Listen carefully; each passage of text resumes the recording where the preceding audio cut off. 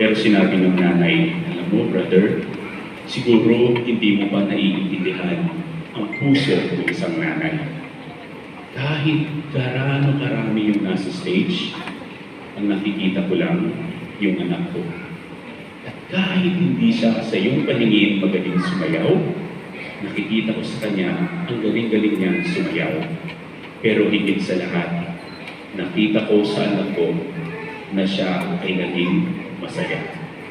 Nakita ko sa mukha niya na habang sumasayaw siya, nandun yung kagalakan, nandun yung tuwa sa loob-loob niya. At habang nakikita kong natutuwa siya, tuwang-tuwa na rin ako. Kaya nga't hindi ko mapigilang mapaiyak dahil sa sobrang ligayang nadarama ko para sa aking anak. Siguro kailangan mong intindihin ang puso ng isang nanay na kapag ang anak nila ay nasasaktan, doble ang nararamdamang sakit ng nanay. Kapag ang anak naman nila ay natutuwa, doble ang nararamdamang kagalakan ng nanay kaysa sa anak.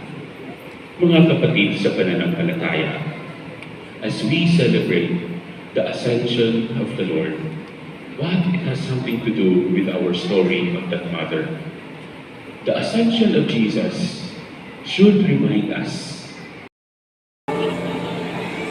Happy Mother's Day to all the mothers.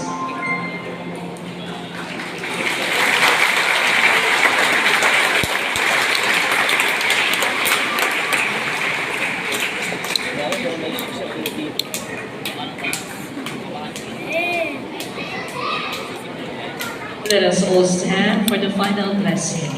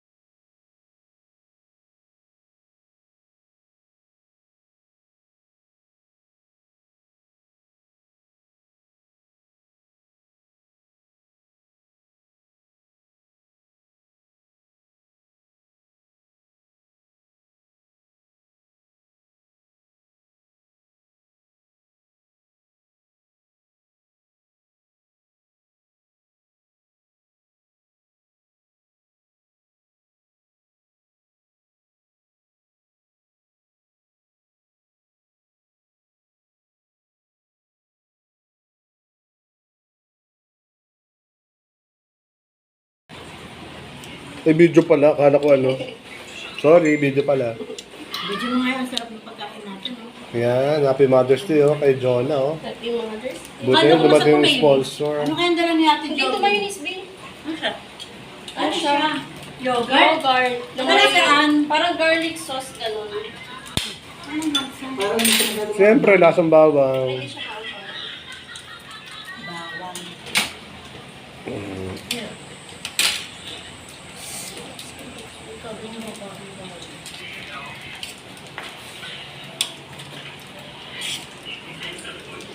Magkano yan? Hindi na binibenta yan. Kaya mahang yan. Medyo.